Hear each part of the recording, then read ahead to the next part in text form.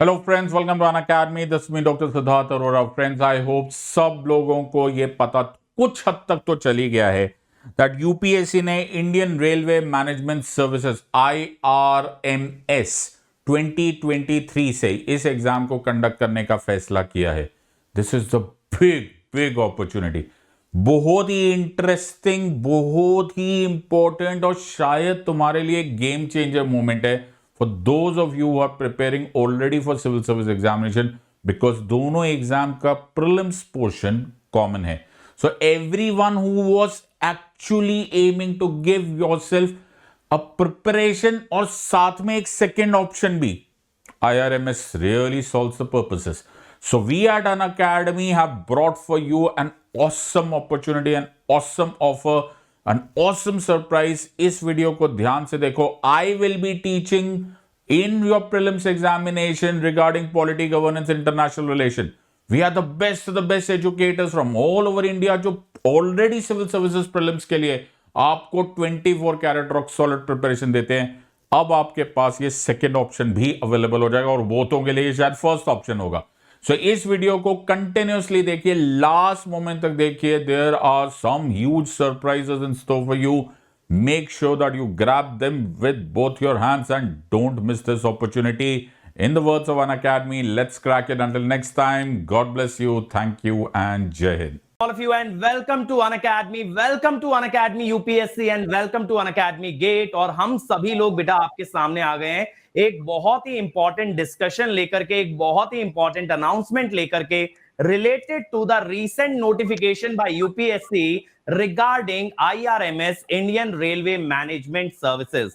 इसको लेके आप लोगों के माइंड में काफी सारे सवाल भी होंगे और पिछले कुछ दिनों में हम सभी से बहुत सारे बच्चों ने पूछा है कि sir what is Unacademy going to do about IRMS, हमें क्या मिलने वाला है, हमारे लिए क्या आने वाला है. तो ये सारी बातें हम लोग इस सेशन के अंदर कवर करने वाले हैं. बस आप लोग लास्ट तक हमारे साथ इस सेशन में बने रहिएगा. There are lots and lots of announcement for you guys and there is lots and lots of detailing.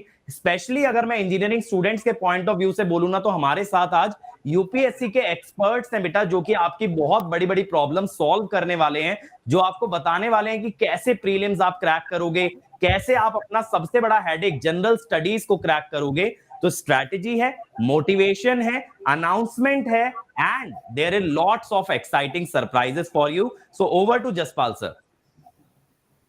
So first पहला पॉइंट ही हमारे लर्नर्स के माइंड में आता है कि why IRMS through UPSC. IRMS को यूपीएससी के थ्रू क्यों दिया गया? तो इसके लिए मैं सौरभ सर को बोलूंगा कि सर, हम इंजीनियर्स भी यूपीएससी के थ्रू ही सेलेक्ट हो रहे हैं. ऐसा क्या रीजन है जिससे गवर्नमेंट को ये स्टेप लेना पड़ा कि IRMS को यूपीएससी के थ्रू मर्ज किया गया? Thank you sir, Jaspal sir. इसमें तो थोड़ा सा देखना पड़ेगा. जैसे फॉर एग्जांपल जो कोई भी सरकारी जो संस्था होती है, उसमें जब हम हायरार्की देखते हैं तो उसमें जो हाईएस्ट लेवल पोजीशन, जो आप कह सकते हैं ग्रुप ए पोजीशंस होती हैं, तो ये एक संवैधानिक नॉर्म्स हैं कि जो ग्रुप ए पोजीशन और उनसे हल्की सी नीचे जो पोजीशंस होती हैं, उसमें जो रिक्रूटमेंट का सारी की सारी जिम्मेदारी दी जाती है वो यूपीएससी की होती है. तो जो इंडियन रेलवे मैनेजमेंट सर्विस की जब हम बात करते हैं तो ये ऐसी सर्विस है क्योंकि यूपीएससी के माध्यम से ऑलरेडी जो सिविल सर्विस का एग्जाम है वो आपका होता ही है, और उसमें आपका 23 सर्विसेज हैं जिसमें डिफरेंट सर्विसेज हैं, जैसे अकाउंट सर्विस और कई दूसरी सर्विसेज हैं. और दूसरी जैसे इंडियन इंजीनियरिंग सर्विस भी ऑलरेडी आपकी हो रही थी, जिसमें जो टेक्निकल लेवल पे हायर पोजीशंस हैं, वो जो टेक्निकल पोजीशन जो हायर होल्ड करते थे वो इंडियन इंजीनियरिंग सर्विस के माध्यम से आपका जो है रिक्रूट होते थे. बट डिपार्टमेंट में काफी कोऑर्डिनेशन नहीं था, एक लॉबी बन रही थी, पोलराइजेशन हो रहा था, और इससे पूरा का पूरा जो एडमिनिस्ट्रेशन है वो बहुत अधिक अफेक्ट हो रहा था. तो ये बहुत रिफॉर्म प्रपोज था कि दोनों को मर्ज किया जाए, क्योंकि काम टेक्निकल भी है और एडमिनिस्ट्रेटिव भी है, तो इसलिए ये स्पेशल सर्विस क्रिएट की गई. और क्योंकि ये ग्रुप ए सर्विस है, तो ग्रुप ए सर्विसेज में जो रिक्रूटमेंट की संवैधानिक जिम्मेदारी है वो यूपीएससी की है. जैसे अगर आप एसएससी की बात करोगे, स्टाफ सिलेक्शन कमीशन है, मतलब जो सपोर्टिंग स्टाफ होता है उनका रिक्रूटमेंट का काम एसएससी का होता है, और जो हायर पोजीशंस होती है वहां पे जो रिक्रूटमेंट का काम यूपीएससी का होता है. तो इतना हमको थोड़ा सा ध्यान में रखना है. बिल्कुल सर. तो इससे सर बहुत सारी चीजें चैनलाइज हो जाएंगी अब रेलवे के अंदर, और मेरे को ये लगता है कि जो भी इस सर्विस में जाएगा उसमें भी ग्रोथ के चांसेस बढ़ जाएंगे। मतलब पहले ब्लॉकेज रहता था इंजीनियर्स को, जैसे प्रमोशन की अगर हम बात करें तो जो मैनेजमेंट का पार्ट है, जो एडमिनिस्ट्रेशन का पार्ट है, उन्हें प्रेफर किया जाता था। पर अब जो कैडर बनेगा वो सेपरेट कैडर होगा, तो उनके ग्रोथ के चांसेस भी बढ़ जाएंगे, क्योंकि वो एक ही कैडर के थ्रू रिक्रूट हो रहे हैं अब। बिल्कुल सर, इसको ये बहुत इम्पोर्टेंट पॉइंट भी आपने बोला सर। सबसे जरूरी चीज तो ये हमें देखनी है कि आजकल का जो समय है वो स्पेशलाइजेशन की तरफ है। मतलब हमेशा डिबेट चलती है स्पेशलिस्ट वर्सेस जर्नलिस्ट, क्योंकि आज बिल्कुल ये जो 21वीं सदी है इसको हम फोर्थ इंडस्ट्रियल रिवोल्यूशन कहते हैं, और सरकारें जो हैं, जो गवर्नमेंट्स हैं, वो भी अपनी संस्था को टेक्निकल एस्पेक्ट में जो है यूज कर रही है, इन द सेंस कि टेक्नोलॉजी का बहुत अधिक इस्तेमाल हो रहा है। हर डिपार्टमेंट में आप देख लो टेक्नोलॉजी का इस्तेमाल बहुत अधिक हो रहा है। और इस टेक्नोलॉजी से अगर आप देखो कि कौन इसको थोड़ा आगे ले जा सकता है, तो ऑफ कोर्स इंजीनियर्स ही हैं।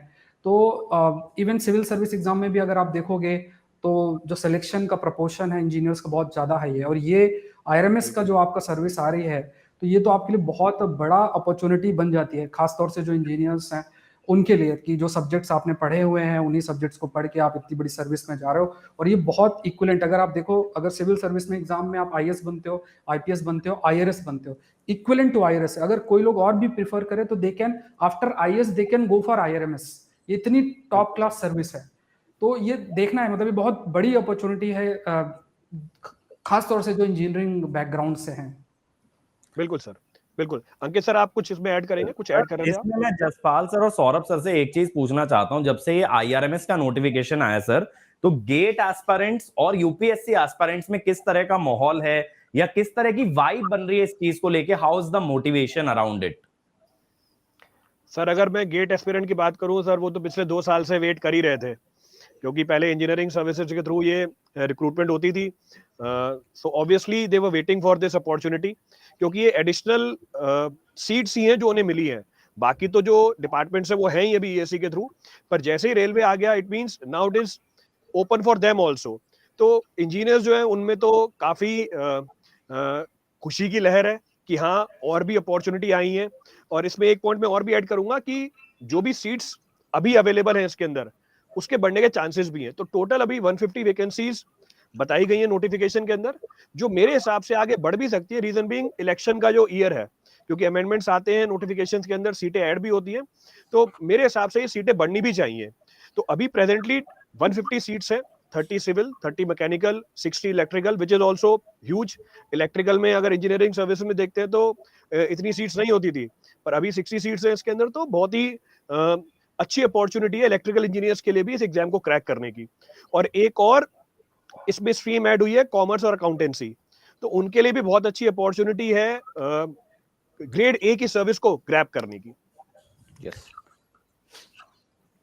जहां तक सर सिविल सर्विस एस्पिरेंट की बात है, तो खासतौर से ये सर्विस उन्हीं के लिए बेनिफिशियल है जिनका इंजीनियरिंग बैकग्राउंड है।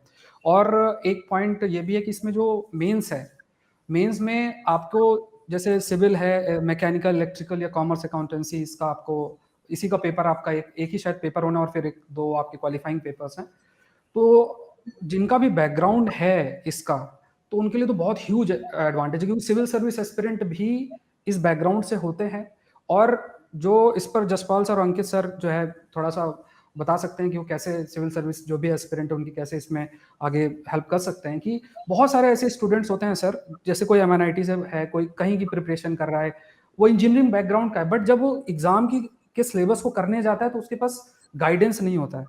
अगर ये एक, जैसे आप सभी लोग जो है सब्जेक्ट्स को लेते हैं अपने डिफरेंट इंजीनियरिंग सब्जेक्ट्स हैं, अगर इसका प्रॉपर एक गाइडेंस मिल जाए सिविल सर्विस एस्पिरेंट्स को भी, तो उनका जो पार्टिसिपेशन है और खासतौर से उनकी जो एक एनर्जी है जिसके माध्यम से वो चाहेंगे कि हम इस सर्विस में थोड़ा सा अपना जो है भाग्य आजमाएं, वो बहुत बढ़ जाए। तो इसमें थोड़ा आप ही हाईलाइट कर सकते हैं कि किस तरीके से आप इसमें आगे मदद करें।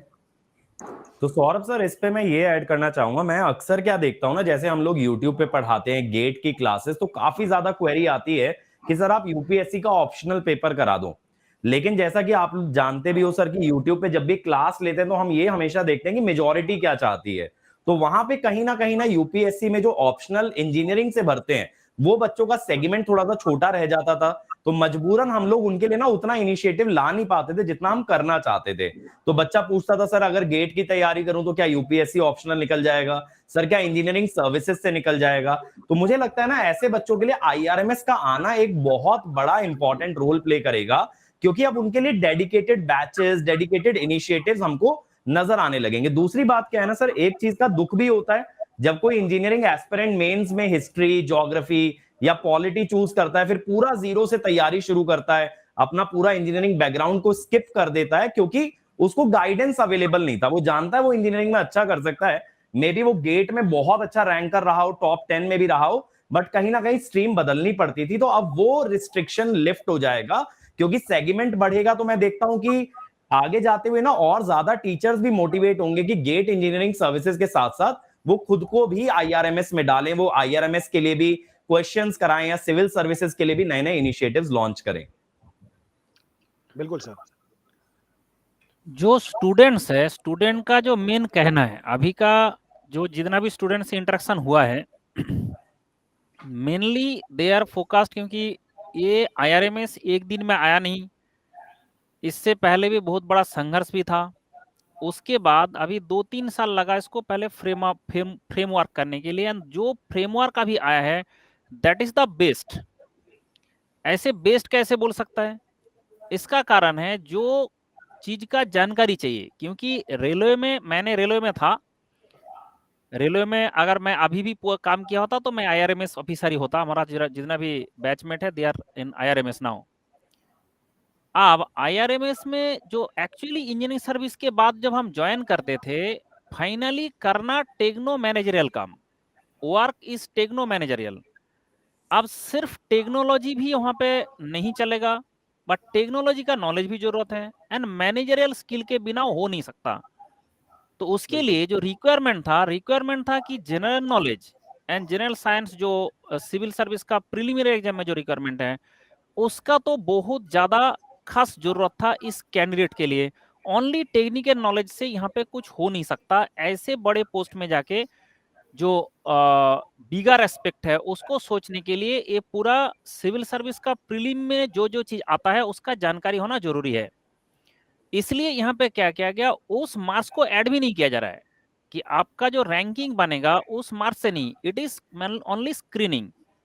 तो ओनली स्क्रीनिंग के लिए जितना नॉलेज का रिक्वायरमेंट है उतना तो स्टूडेंट का होना ही चाहिए। अगर ऐसे बड़े पोस्ट के लिए आप सोचते हो, पूरा इंडिया का, जैसे प्रेसिडेंट ऑफ इंडिया आपको ये देंगे, अपॉइंटमेंट देंगे, तो उसके लिए आपके पास एकदम कंट्री का जानकारी नहीं है, आपका बाकी जो नॉलेज नहीं है, सिर्फ टेक्निकल नॉलेज से ये पोस्ट होल्ड करना मुश्किल था, एंड उसको अच्छा करना, परफॉर्म करना भी मुश्किल होता था। तो इसलिए ये जो प्रीलिम वाला लाया गया एंड वो सिविल सर्विस का लिया गया, that is a very good decision. दूसरा बात है कि जैसे ही इसका अगर आप देखेंगे, 2 लैंग्वेज है, एक आपको इंग्लिश एंड अदर एक लैंग्वेज रखना है, ऑब्वियसली लोग मदर टंग रखेंगे। अगर आपका कम्युनिकेशन का बात आता है तो कम्युनिकेशन में मिनिमम एक रिक्वायरमेंट तो होता है, क्योंकि बड़े पोस्ट में जब भी होंगे तो आपको बहुत सारे चीजें कम्युनिकेट करना पड़ता है, not only subordinate to the public also. जो पब्लिक एड्रेस सिस्टम है उसके लिए communication is essential, and that public address system में अगर आपने ढंग से एड्रेस नहीं कर पाया तो अल्टीमेटली आप बड़े ग्रुप को कैसे हैंडल करोगे। एक एक कैंडिडेट के अंडर में, जैसे मैंने जब पहले पोस्टिंग मेरा होता था उसमें 1400 पर्सन मेरे अंडर में काम करेंगे। अब ओनली फास्ट पोस्ट में ऐसा है, और जितना पोस्ट बढ़ता जाएगा आपके अंडर में मैन पावर बढ़ता जाएगा। तो to handle that man power you need knowledge of language also. अब दैट नॉलेज ऑफ लैंग्वेज कहाँ से आएगा, उसके लिए 2 पेपर बना दिया गया कि आपको एक क्वालिफाइंग है। अब क्वालिफाइंग होने से उसका मार्क्स ऐड भी नहीं हो रहा है, क्वालिफाइंग कोई भी अगर थोड़ा बहुत भी ठीक ठाक जानकारी है उसमें क्वालिफाई कर सकता है, एंड वो सिविल सर्विस में भी वो है और इसमें भी रहेगा, बट उसका मार्क्स जो फाइनल मेरिट में ऐड नहीं किया गया, that is the best decision. ना तो आपका प्रीलिम का मार्क्स ऐड होगा, ना तो आपका ये 2 लैंग्वेज का मार्क्स ऐड होगा, तो ऐड कौन सा होगा ना, ऐड होगा टेक्निकल का। अगर आप कोई भी टेक्निकल, चाहे मैकेनिकल, इलेक्ट्रिकल, सिविल, उसका 2 पेपर बना दिया जाएगा एंड 200-250 आपको उसका मार्क्स दिया जाएगा। तो 250 टोटल 500। अब इस 500 आपका रिटर्न के लिए रैंक क्रिएट करने के लिए जरूरत है। तो उसके पहले जो कुछ भी हुआ that is screening and qualifying, and उतना नॉलेज के बिना कोई भी ये ऑफिसर बनना भी नहीं चाहिए। तो दैट्स व्हाई द IRMS में जो फाइनल ड्राफ्ट आया है that is best in this category, अभी तक ये सबसे बेस्ट माना जा सकता है।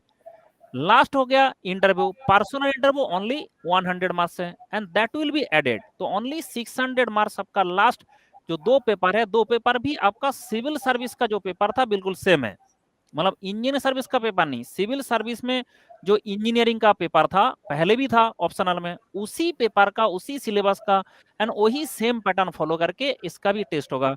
एंड इसके कारण स्टूडेंट के लिए बहुत सारा अपॉर्चुनिटी बढ़ गया, क्योंकि कोई स्टूडेंट अगर सिविल सर्विस का प्रिपरेशन करते थे पहले पूरा देश में पूरा कंट्री में, उसको इंजीनियरिंग के बैकग्राउंड में कोई सब्जेक्ट का ढंग से पढ़ाने के लिए कोई ऑर्गेनाइजेशन भी ढंग से काम नहीं करता था, क्योंकि नंबर ऑफ स्टूडेंट कम होता था, एक एक इंजीनियरिंग ब्रांच में भी कम होता था जो प्रीलिम क्वालिफाई करके इसका सिविल सर्विस में वही ऑप्शनल रखा है।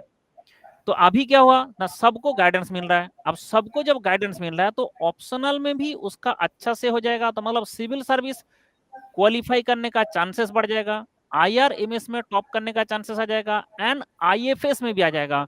तो इसका मतलब 1 प्रिपरेशन एंड 3 आपका top exam of the country, उसके लिए आप एलिजिबल हो जा रहे हो। तो इसके लिए तो इंजीनियर के लिए there is the best opportunity, and IRMS जो कमिटी ने जो बेस्ट ड्राफ्ट दिया है कि pattern of the exam that is the best in this category. बिल्कुल सर, बिल्कुल। यस सर, मींस और win-win मैं भी मानता हूँ सर कि situation है। ये एक इंजीनियर के लिए इससे अच्छी अपॉर्चुनिटी कभी नहीं आ सकती है। और अगर एक इंजीनियर जो पहले यूपीएससी सिविल सर्विसेज का जो एग्जाम देता था और उसमें अपने ऑप्शनल सब्जेक्ट अगर कोर सब्जेक्ट लेता था तो उसका नंबर बड़ा छोटा होता था, क्योंकि जैसे सर लोग बोल रहे थे कि अभी उस तरीके से कोई डेडिकेटेड कोई प्रिपरेशन नहीं करवाता था। लेकिन अभी हम लोग अनअकैडमी में जो आप लोग के लिए लेके आ रहे हैं, क्योंकि हमारे पास यूपीएससी की जो डेडिकेटेड जो टीम है, जब वो आपको प्री वाला जो पार्ट है और जो मेंस वाला जो क्वालिफाइंग वाला जो पार्ट है, जब आपको बेस्ट वे में रेडी कराएंगे तो आपके चांसेस बहुत ज्यादा होंगे। तो मेरे को लगता है कि जितने लोग भी पहले यूपीएससी सिविल सर्विसेज के लिए जाते थे उनका नंबर्स और भी बढ़ेगा, जो इंजीनियर्स होंगे स्पेशली, क्योंकि अब आपके पास IRMS के लिए डेडिकेटेड इंजीनियर्स लोगों के लिए सीट निकाल दी गई है।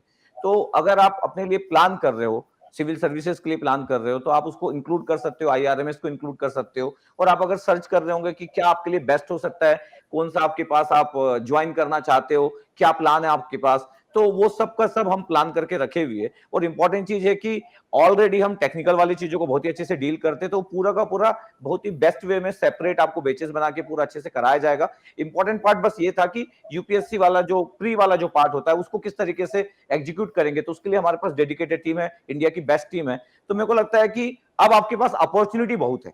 तो अगर आपको टेक्निकल पसंद है और अगर आप चाहते हो कि जो मेरा कोर सब्जेक्ट है उसी के साथ मेरे को जाना चाहिए और मैं प्री भी निकाल सकता हूं, जैसे सीसीएट का एग्जाम है या जनरल स्टडी का जो पेपर है, तो प्री के बाद आप मेंस में जाओगे और जैसे सर बता रहे थे मंडल सर की क्वालिफाइंग जो मार्क्स है आपके पास, वो मेंस में भी क्वालिफाइंग जो मार्क्स है वो एडेड नहीं होंगे, और जो आपकी लिस्ट बनेगी फाइनल लिस्ट वो टेक्निकल सब्जेक्ट पे बनेगी। दैट मींस द 250 प्लस 250 500, और लास्ट में जो इंटरव्यू होगा वो भी सिर्फ 100 मार्क्स का रखा गया। इसका मतलब इसकी जो प्लानिंग है वो इस बात पे रखी गई है कि इंजीनियर्स लोगों के अकॉर्डिंग सोचा गया है। लेकिन बेसिक नॉलेज बहुत इंपॉर्टेंट है, क्योंकि ग्रेड ए आपके पास जब ग्रुप ए की सर्विस में जब आप जाते हो तो आपका उस तरीके से आपकी प्रिपरेशन होना चाहिए। तो ये पूरा प्लानिंग जो है बहुत ही अच्छा किया गया। एक इंजीनियर जो सोच रहा अपनी फ्यूचर के लिए कि मैं सिविल सर्विसेज टाइप की चीजें एग्जाम एग्जीक्यूट कर सकता हूं, उस तरीके से मैं आगे बढ़ सकता हूं, तो उसके लिए एक अच्छी प्लानिंग होना चाहिए और हम प्लान लेके आए हैं। तो आप हमारे साथ जुड़ सकते हो। आप, मेरे को लगता है कि आप अपने कोर सब्जेक्ट को हमारे साथ एंजॉय करोगे। बिल्कुल सर। Yes sir. चलिए सर, मूविंग फॉरवर्ड, अगर हम सब्जेक्ट वाइज वेटेज लिस्ट देखें कि कौन से सब्जेक्ट का कितना वेटेज है प्रीलिम्स के अंदर, तो सौरभ सर इसके ऊपर आप थोड़ी लाइट दीजिए कि कैसे एक इंजीनियर सब्जेक्ट वाइज जो वेटेज है उसको देख में रखते हुए या उसको माइंड में रखते हुए अपनी प्रिपरेशन को आगे लेके जा सकता है। अगर थोड़ा सा यूपीएससी के जो प्रीलिम्स है, थोड़ा जो ट्रेंड है 2018 से 2022 तक का ट्रेंड है, उस पर हमारी नज़र होना चाहिए। जैसे अगर आप किसी एक सब्जेक्ट को पढ़ते हैं, जैसे आप किसी इंजीनियरिंग सब्जेक्ट को आप पढ़ते हैं, तो उसमें आप बहुत डेप्थ में जाते हैं, आपको पता है ये मेरा सिलेबस है, इन सारी चीज़ों को जो है मुझे अच्छे से कवर करना है और इसी से रिलेटेड मुझे जो प्रश्न आएंगे उसको हल करना है। लेकिन जो प्रीलिम्स का एग्जाम होता है, यूपीएससी का जो प्रीलिम्स होता है, जिसमें सिविल सर्विस में भी क्वालिफाई होंगे, मतलब सबका सेम ही होना है, आईआरएमएस भी है, इंडियन फॉरेस्ट सर्विस भी है, सभी का जो एग्जाम होता है इसमें 2 पेपर हैं, एक तो सीसैट है वो क्वालिफाइंग है। अब आपके लिए तो देखो सीसैट कोई बड़ा इशू नहीं है, क्योंकि जो इंजीनियरिंग बैकग्राउंड से हैं उनके लिए इतना बड़ा इशू नहीं है, बट एक चीज थोड़ा सा माइंड में रखना है, एक तो ये क्वालिफाइंग है, आपको 66 मार्क्स लेकर आने हैं, आउट ऑफ 200 66 मार्क्स आपको लाने होते हैं। आपका क्वालिफाई आपने कर लिया, उसके बाद ही जीएस पेपर 1 में जो आपका स्कोर होता है आप मेरिट में आते हो। अगर मान लो आपके 200 में से 200 भी आ जाए, मान लो आते नहीं है, बट एग्जांपल है जीएस 1 में आपके 200 में 200 आ जाए, लेकिन अगर आप पेपर 2 क्वालिफाई नहीं करके आते, आपका नंबर 65 है, 66 नहीं है, तो फिर आप जो है मेरिट लिस्ट में नहीं आ सकते हो। तो ये जो सीसेट का पेपर होता है ये बहुत अच्छा खासा लेवल होता है, अगर आप उसे कैट से भी कंपेयर करोगे ना, इक्विवेलेंट होता है।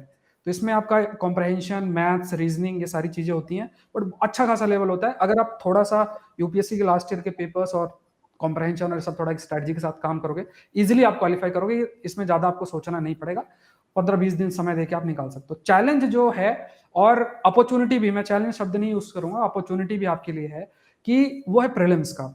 देखो प्रीलिम्स में जो है आपको हिस्ट्री पढ़नी है, आपको ज्योग्राफी पढ़नी है, आपको इकोनॉमी पढ़नी है, आपको एनवायरनमेंट पढ़ना है, आपको साइंस एंड टेक पढ़ना है, आपको इंटरनेशनल रिलेशन पढ़ना है, आपको एग्रीकल्चर पढ़ना है, और भी सब्जेक्ट्स हैं, उसका रिपोर्ट है, इंडेक्सेस है, गवर्नमेंट स्कीम्स हैं, बजट है, इकोनॉमिक सर्वे है, ऐसे आप कोई भी सब्जेक्ट ले आपको पढ़ना है। और जब आप देखेंगे साइंस एंड टेक्नोलॉजी भी पढ़ना है, एनवायरनमेंट भी पढ़ना है, लेकिन जब आप पेपर उठा के देखेंगे तो ये जो पेपर है, इस पेपर में इन सब्जेक्ट्स की कुछ स्पेसिफाइड किताबें हैं जिसे आपको गो थ्रू होना है, साथ में एक स्ट्रेटजी है जिसके तहत आपको जो है प्रिपेयर करना है। जैसे एक छोटा सा एग्जांपल है, पॉलिटी है, पॉलिटी में हर साल 16-17 क्वेश्चंस आते हैं, बट क्वेश्चन का लेवल एप्लीकेशन बेस्ड होता है। देखो अगर आप किसी दूसरे एग्जाम में अगर प्रीलिम्स की तैयारी करते हो ना, जिसे हम जीएस जीके शब्द, देखो 2 शब्द यूज होते हैं, एक होता है जीके, होता है जनरल स्टडीज। जीके में क्या होता है, इंफॉर्मेशन, जैसे आपसे पूछ लिया ये चेयरमैन कौन है इसका, इसने हमला किया था, ये युद्ध कब हुआ था, ये जीके है। जीएस मतलब कोई जो सब्जेक्ट है उसकी स्टडीज, जनरल स्टडीज, तो उसमें क्या डेप्थ में चीजें आती हैं। एक एग्जांपल है, जैसे अगर फॉर एग्जांपल निकोल साइक्लोन है, जो कि अटलांटिक ओशन में निकोल साइक्लोन आया, उसकी वजह से आर्टेमिस मिशन अफेक्ट हुआ, तो ये इंफॉर्मेशन है।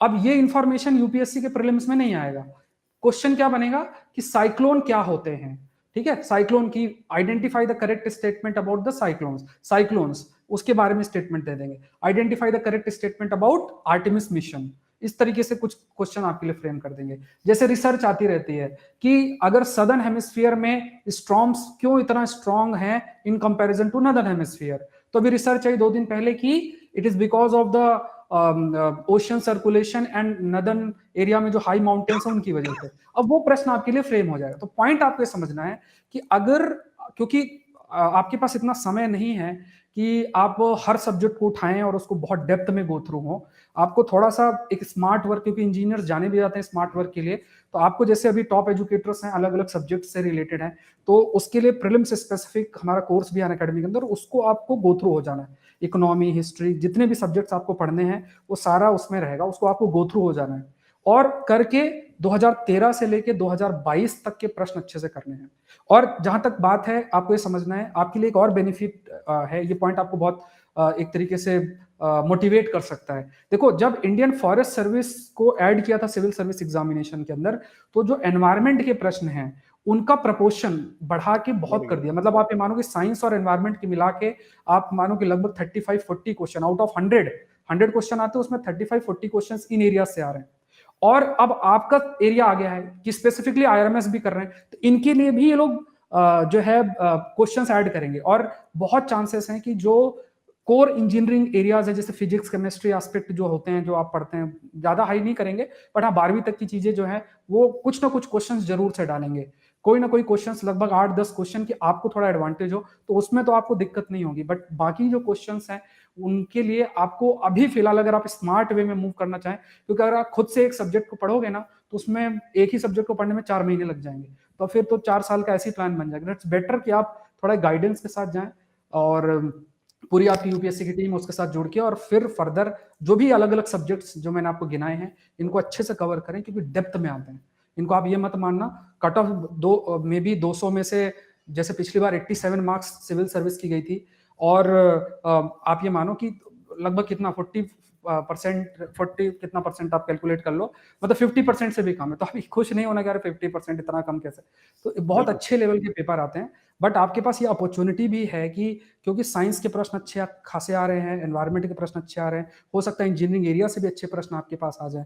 तो बढ़िया तरीके से आप एक बार प्रीलिम्स क्वालिफाई जैसे ही आपने किया, तो आपके पास इतने अच्छे टीचर्स हैं, मतलब जो कि ये आपके ऑप्शनल इतने अच्छा से आपका प्रिपेयर रहेगा कि आप एकदम से सेलेक्ट हो जाओगे। मतलब उसमें आपको ज्यादा हर्डल फेस ही नहीं करना पड़ेगा, और ये आपके लिए बेस्ट पार्ट है।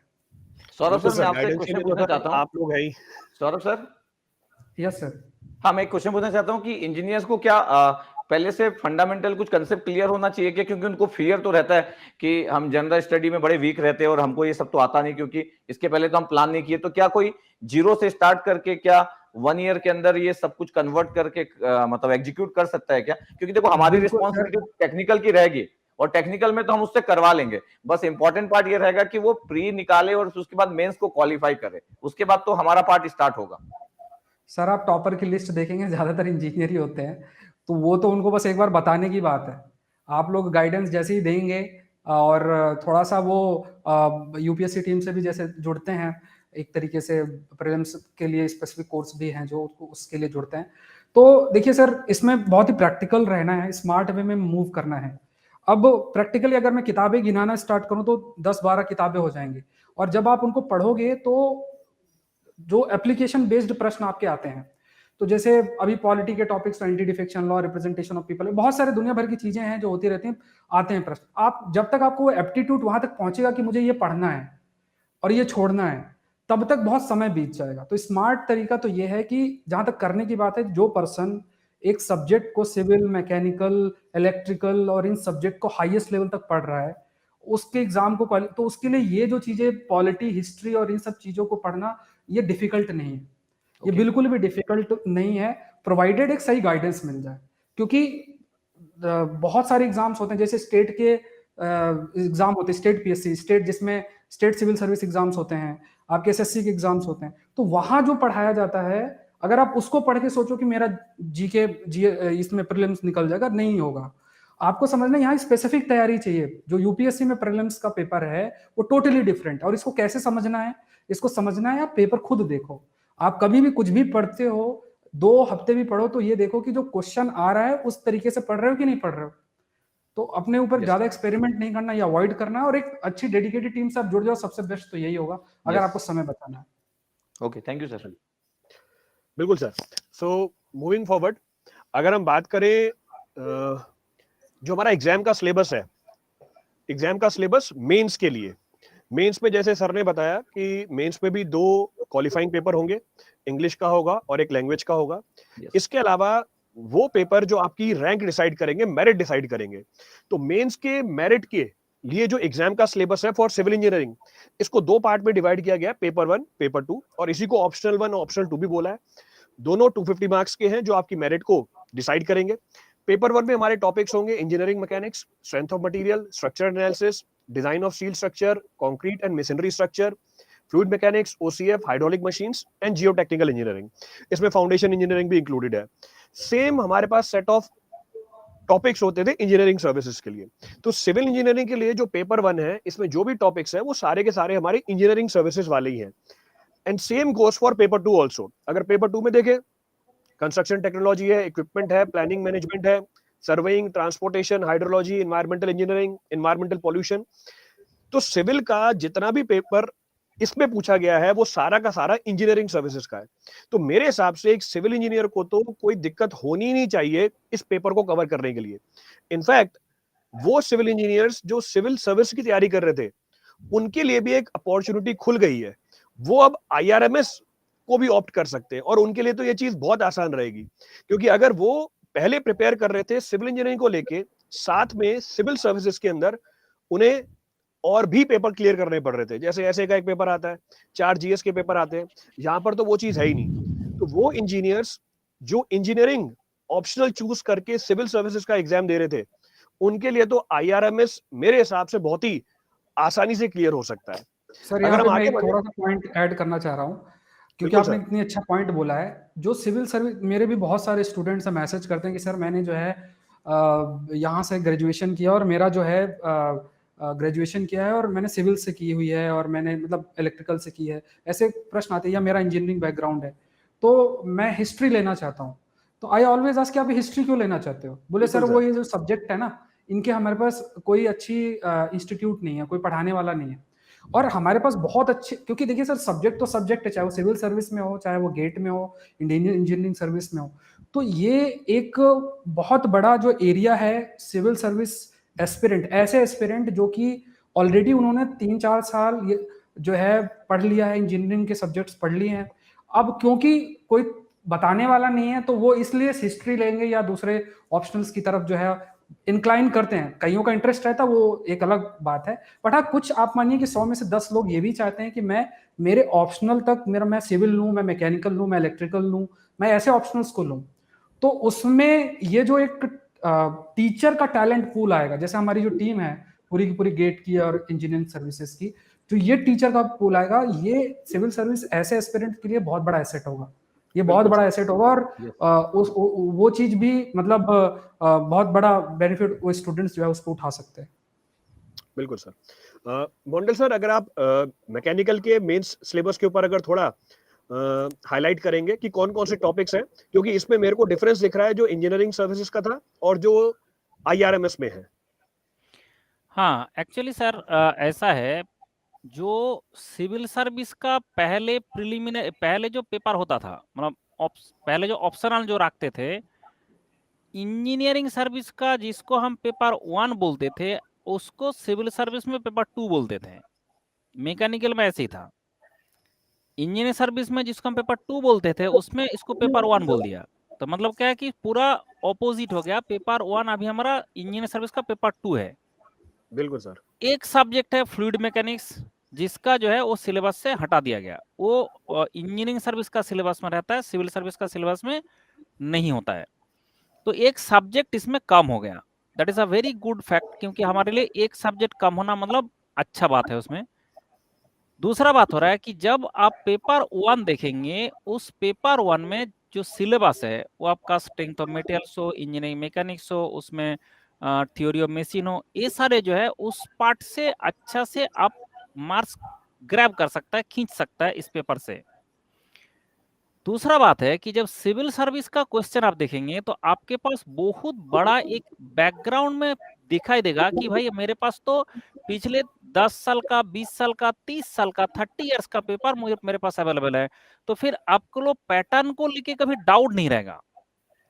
और सबसे इंपॉर्टेंट बात है कि स्टूडेंट जब भी प्रिपरेशन करे, उसको कौन सा पोर्शन छोड़ना है, कौन सा पोर्शन में ज्यादा फोकस करना है, वो कैसे डिसाइड करेंगे? ऑब्वियसली वो प्रीवियस क्वेश्चन से।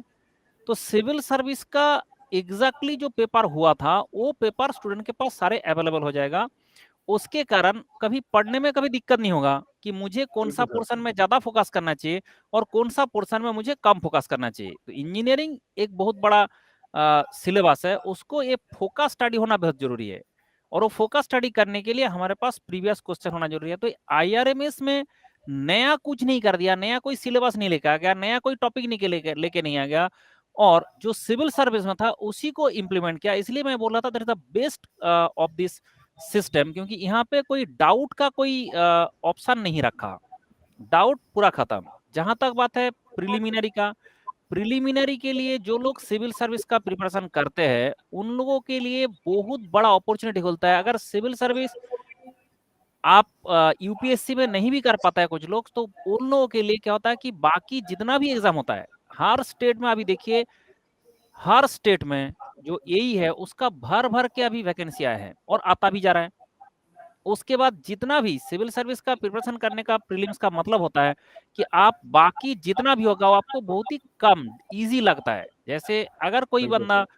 सिविल सर्विस का प्रिपरेशन किया और उसका प्रीलिम्स का प्रिपरेशन किया, तो जो भी स्टेट में एग्जाम होगा, उसका जो एग्जाम का स्टैंडर्ड होता है उसमें उसको इजी लगता है। तो ये एक डिफिकल्ट तरीका का थोड़ा सा अगर पढ़ाई कर ले, तो उसके बाद उसके लिए बहुत सारे अपॉर्चुनिटी खुलता है। एक तो पहले 3 अपॉर्चुनिटी, आप सिविल सर्विस का ऑफिसर बन सकते हो, आईआरएमएस बन सकते हो, आप आईएफएस का ऑफिसर बन सकते हो। एक एग्जाम का प्रिपरेशन में 3 आपका फायदा मिल रहा है। ये तो सिर्फ इंजीनियर के लिए ही है।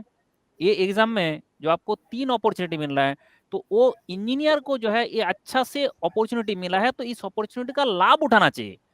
ऐसा ना है कि आपने अपॉर्चुनिटी में डिफिकल्टीज ढूंढे, आपको डिफिकल्टीज में अपॉर्चुनिटी ढूंढना है, लेकिन यहाँ पे जो है आपको भर भर का अपॉर्चुनिटी दिया जा रहा है। अब कुछ स्टूडेंट्स को डिफिकल्टीज ढूंढे, अब डिफिकल्टीज ढूंढने जाएंगे कि मुझे ये पढ़ना पड़ेगा। भाई इंजीनियरिंग सर्विस देके हम लोग जब गए थे तब भी हमें कितना एक्स्ट्रा चीज पढ़ना पड़ा था। अब ये जो चीज है अभी आपको तो टेक्निकल दे रहा है, और उसके बाद सिविल सर्विस का prelim, that is screening, and आपका 2 लैंग्वेज पेपर है, तो वो तो क्वालिफाइंग है। तो इससे ज्यादा इजी और क्या कर देंगे? तो इसलिए ये आपका बेस्ट है और बेस्ट अपॉर्चुनिटी है, उसको स्टूडेंट ग्रैब करे। एंड जहां तक टेक्निकल का बात है, हमारा जो टेक्निकल टीम है अनअकैडमी में, चाहे हर ब्रांच का एकदम देश का क्रीम जो टैलेंट है वो यहाँ पे है। तो उन लोगों से अगर आपको अपॉर्चुनिटी मिलेगा, तो आप अगर उनसे सीखोगे तो आप ऐसे ही क्वालिफाई कर सकते हो। तो उसके कारण आप जो है इसका टेंशन छोड़ दो टेक्निकल वाला का, और नॉन टेक वाले के लिए भी जो हमारा टीम है, दैट इज आपको कौन सा प्रोवाइड किया जा रहा है ना, पूरा सिविल सर्विस का इस कंट्री का जो सबसे टॉप मोस्ट कैटेगरी का जो यहाँ पे हमारा एडुकेटर है वो प्रोवाइड किया जा रहा है। इसका मतलब आपको तो दुनिया का देश का सबसे बेस्ट गाइडेंस प्रोवाइड किया जा रहा है प्रीलिम क्वालिफाई करने के लिए सिविल सर्विस का, and non tech preparation technical preparation करने के लिए आपका गेट आईएएस का टीम दिया जा रहा है। मतलब 2 टीम मिलके जब काम करेंगे, तो ऑब्वियसली 2 टीम मिलके जब 2 टीम से स्टूडेंट को पूरा गाइडेंस मिलेगा, तो क्यों नहीं क्वालिफाई कर पाएगा? तो इससे बिल्कुल बड़ा सर। अपॉर्चुनिटी आपको कोई नहीं दे सकता जो यहाँ पे किया गया। क्योंकि जो सिविल सर्विस का कोचिंग जनरली होता है, उन लोगों के पास टेक्निकल टीम नहीं होता है, जो टेक्निकल टीम वाला होता है उसके पास सिविल सर्विस का नहीं होता है। तो यहाँ पे दोनों टीम था और दोनों जैसे कंबाइन कर दिया गया, दिस एग्लोमरेशन जो किया गया, that is very good. And इस तरह से अगर हमने काम करे, तो अल्टीमेटली स्टूडेंट के लिए ना तो उसका प्रीलिम में दिक्कत होने वाला है और ना तो उसका मेंस में दिक्कत होने वाला है। तो इसलिए स्टूडेंट को इस अपॉर्चुनिटी को अच्छा से ग्रैब करना चाहिए and early to early join करना चाहिए, सो दैट लेट स्टार्ट करने से a right decision in a wrong time is the wrong decision. आप जितना डिले करेंगे उतना दिक्कत होगा। इसलिए अर्ली अर्ली सबसे पहले डिसीजन ले एंड तुरंत इसका प्रिपरेशन शुरू करें। बिल्कुल सर, बिल्कुल। If you move forward, next sir electrical engineering का सिलेबस है। उमेश सर, आप जरा डिस्कस कीजिए कि कौन कौन से टॉपिक हमारे इलेक्ट्रिकल इंजीनियरिंग के पेपर 1 और पेपर 2 में है। सर इलेक्ट्रिकल इंजीनियरिंग में जैसे पेपर 1 है, तो पेपर 1 में सर स्क्रीन अगर आप शेयर कर दो, आपका सर जो दिख रहा था स्क्रीन सर दिखा दीजिए आप। हाँ सर, पेपर 1 में जैसे सर सर्किट थ्योरी है और सिग्नल सिस्टम है, इलेक्ट्रोमैग्नेटिक थ्योरी है, एनालॉग इलेक्ट्रॉनिक्स है, डिजिटल इलेक्ट्रॉनिक्स है, एनर्जी कन्वर्जन है, power electronics, electric driver, analog communication system है। इसमें अगर ईएससी का सिलेबस देखा जाए, तो ईएससी के सिलेबस में सब कुछ सब्जेक्ट्स आते हैं, जितने भी सब्जेक्ट्स लिखे हुए, और कोई गेट की प्रिपरेशन कर रहा है तो अगर वो उसकी इलेक्ट्रिकल ब्रांच है तो उसमें कुछ 1-2 चीजें एक्स्ट्रा ऐड होती है। जैसे कि गेट में आपका एनालॉग कम्युनिकेशन नहीं रहता, अगर आप एक इलेक्ट्रिकल स्टूडेंट हो आपको पता है, और एनर्जी जो कन्वर्जन वाला जो पार्ट है वो गेट में नहीं रहता है। लेकिन ईएससी में जब आप जाते हो तो ईएससी में सब सब्जेक्ट लगभग कवर होते हैं। तो अगर कोई ईएससी की प्रिपरेशन भी अगर 1-2 साल पहले किया हो, या यूपीएससी सिविल सर्विसेज में कोई इलेक्ट्रिकल का अगर इलेक्टिव लेके किया हो, तो उसका सिलेबस का जो पार्ट है वो यही रहने वाला है। और जैसे मंडल सर बता भी रहे थे कि आपको कैसे पता चलेगा कि किस एरियाज में ज्यादा पढ़ना है और किस एरिया से क्वेश्चन आते हैं। क्योंकि जैसे अगर ये आईआरएमएस का एग्जाम पहली बार होता है, इसका सिलेबस पहली बार आता, आईआरएमएस का एग्जाम तो पहली बार हो रहा है लेकिन इसका सिलेबस आता है और ये आपको पहली बार देना पड़ता है, तो फर्स्ट टाइम में हमेशा देखना होता है कि पेपर कैसा आएगा, पेपर में क्या पूछा जाएगा। लेकिन आप लास्ट 15 इयर्स के अगर आप सिविल सर्विसेज एग्जाम के अगर आप इलेक्ट्रिकल के सब्जेक्ट आते हैं वो अगर आप देखोगे तो आपको आइडिया हो जाएगा। और इवन मैं तो पहले से भी देखते हुए आ रहा हूं, क्योंकि हम इतने सब्जेक्ट डील करते हैं टेक्निकली, तो मैं जितने भी सब्जेक्ट देखा उसमें क्वेश्चन जो होते हैं वो कन्वेंशनल स्टाइल में जितने भी क्वेश्चन होते हैं ईएससी के वैसे ही क्वेश्चन रहते हैं, ऐसा आउट ऑफ द बॉक्स कुछ नहीं आते। तो अगर किसी के फंडामेंटल कंसेप्ट अगर क्लियर है और इन सब सब्जेक्ट को हम पढ़ते ही है, तो आपको कुछ वैसा नहीं लगेगा कि कुछ आपसे नेक्स्ट लेवल पूछा गया। आपके लिखने का स्टाइल अच्छा होना चाहिए, तो आप आराम से इसमें अच्छा स्कोर कर सकते हैं। आपको बस कंसेप्ट बहुत अच्छा होना चाहिए। सर पेपर 2 का अगर आप दिखाएंगे सर, तो इलेक्ट्रिकल का पेपर 2 में अगर मैं बात करूं तो कंट्रोल सिस्टम है, ये हमारे गेट में भी है, हमारे इंजीनियरिंग सर्विसेज में भी है। माइक्रो प्रोसेसर और माइक्रो कंप्यूटर जो है वो हमारे ईएससी के सिलेबस में, ये गेट के सिलेबस में नहीं है, लेकिन ईएससी के सिलेबस में तो हम पढ़ते ही है। उसके बाद मेजरमेंट इंस्ट्रूमेंटेशन है, ये इलेक्ट्रिकल वाले गेट में भी पढ़ते हैं, ईएससी में भी पढ़ते हैं। उसके बाद power system analysis and control है, पावर सिस्टम प्रोटेक्शन है और डिजिटल कम्युनिकेशन है। तो इसमें से जो लास्ट सब्जेक्ट है डिजिटल कम्युनिकेशन, बस वही गेट के पार्ट में नहीं है, और डिजिटल कम्युनिकेशन ईएससी में थोड़ा सा पोर्शन होता है। इसका मतलब है कि अगर मैं इंजीनियरिंग सर्विसेज के एग्जाम के सिलेबस की बात करूं तो आप अगर इंजीनियरिंग सर्विसेज के एग्जाम की प्रिपरेशन किए हो या करने वाले भी हो तो लगभग 95% जो सिलेबस है वो इंजीनियरिंग सर्विसेज को भी मैच करता है। तो मेरे को लगता है कि अगर आप एक गेट भी पहले, इसके पहले एग्जाम भी दे चुके हो, गेट का एग्जाम एक बार अटेम्प्ट भी ले चुके हो, तो लगभग 85% के आसपास आपका जो सिलेबस है तो गेट का सिलेबस ही मैच कर रहा है, और ईएससी का 95% के आसपास मैच कर रहा है। तो जो कंटेंट है वो तो वही रहेगा, बस आपको देखना होगा कि कन्वेंशनल क्वेश्चन को कैसे लेते हैं। जैसे हम ऑब्जेक्टिव पेपर की बात करते हैं तो उसका स्टाइल अलग होता है, कन्वेंशनल पेपर को थोड़ा सा लिखने का स्टाइल बहुत ही बेस्ट वे में होना चाहिए, रिप्रेजेंटेशन बड़ा बेस्ट होना चाहिए, और वो हम सब आपको सिखाएंगे।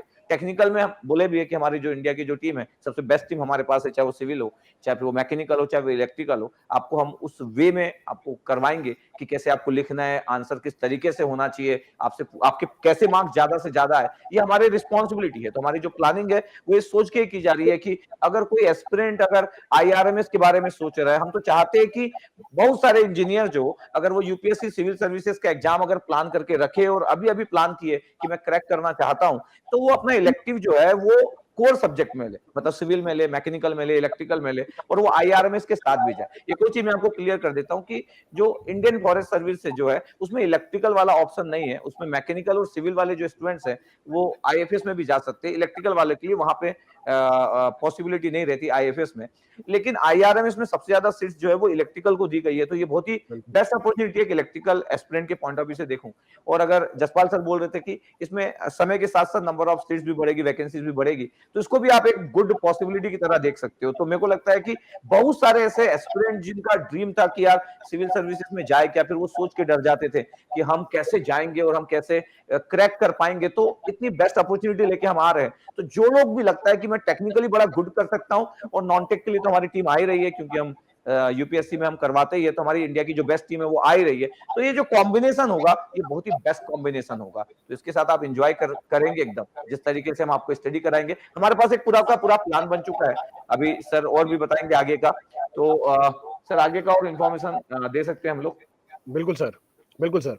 सर अंकित सर, जो हमारे इंपॉर्टेंट डेट्स और शेड्यूल्स हैं, जो टेंटेटिव डेट्स हैं लर्नर के लिए जो इंपॉर्टेंस रखती हैं कि कब नोटिफिकेशन रिलीज होगी सर इस एग्जाम की, प्रीलिम्स कब होगा हमारा, क्या प्रीलिम्स सिविल सर्विसेज के साथ ही होगा या नहीं होगा, फिर मेंस कब होगा, पर्सनालिटी टेस्ट का एग्जाम कब होगा, सर इसके बारे में कौन सी इंफॉर्मेशन आप देना चाहेंगे सर लर्नर्स को?